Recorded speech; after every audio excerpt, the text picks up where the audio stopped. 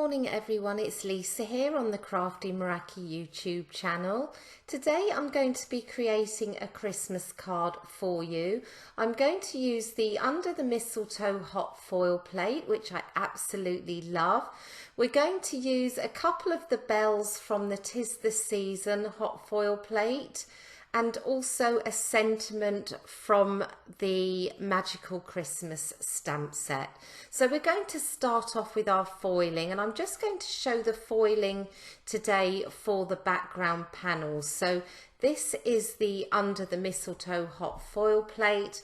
I've got some Nina Solar White 80-pound cardstock there, and I'm just going to trim off a section of matte gold glimmer hot foil. And I'm just going to lay this down over my panel, put my foil plate down on top and then tape it down. I always like to tape my plate in place. It is quite hard to remove my platform from the base of the Glimmer system, so plates do shift a little bit, and this just helps to make sure they stay in place. So my Glimmer machine is ready, the green light is on and it's static, so I'm just going to flip over my stack, press the timer button, just making sure that I've got all of the plate on the actual platform. Press the timer button, and then I'm going to add my shims on top. And now that the timer button has stopped flashing, I'm going to remove that platform from the base and run it through my die cutting machine. And now we can peel back our foil and have a look and see what that looks like. Isn't that just gorgeous? It is so, so pretty. I'm going to turn it into the light so you can see the shimmer there.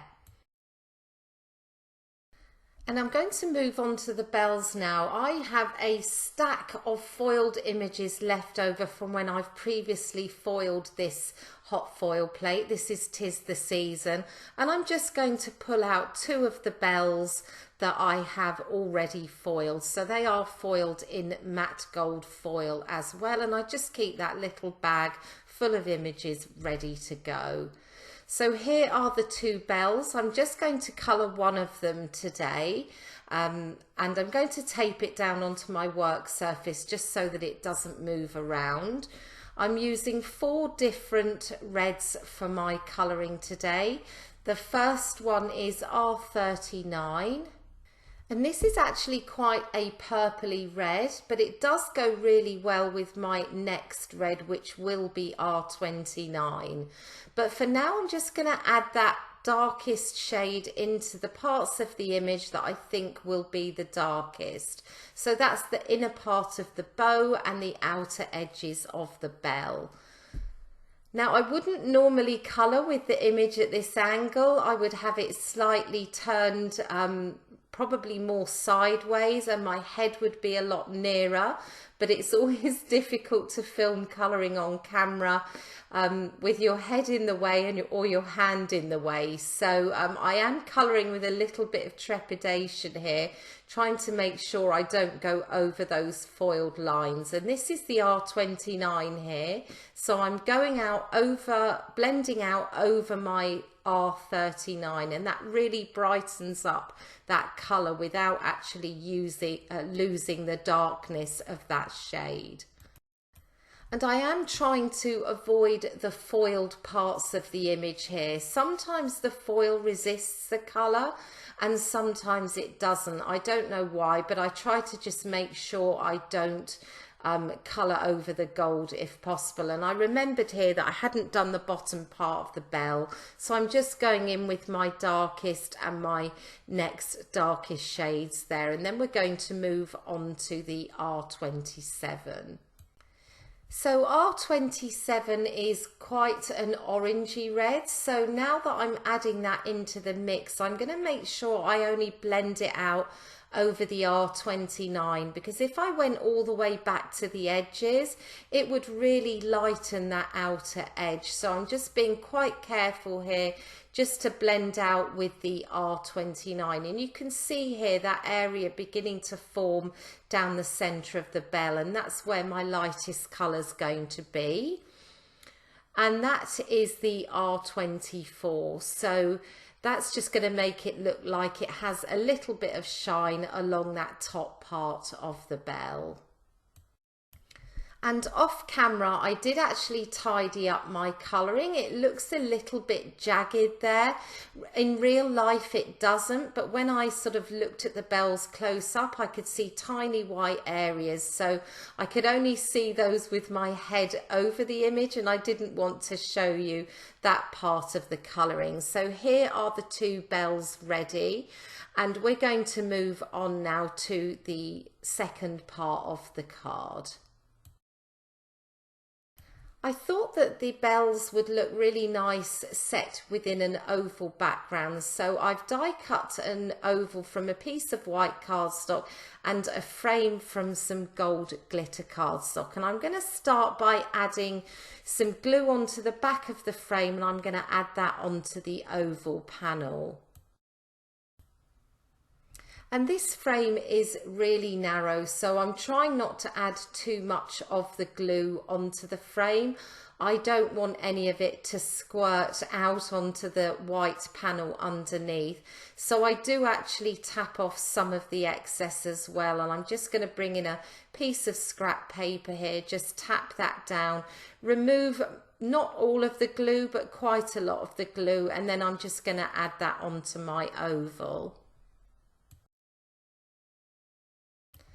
So just adding that really carefully, moving it around to make sure that it fits perfectly. And then I'm just going to place an acrylic block down on it. And it was at this point that I realised I should have added my frame after I've added my bells. But I do keep a section of the frame free, and that's going to enable me to add my bells on underneath. But it would have been a lot easier if I'd have added the bells first and then just put the frame on top.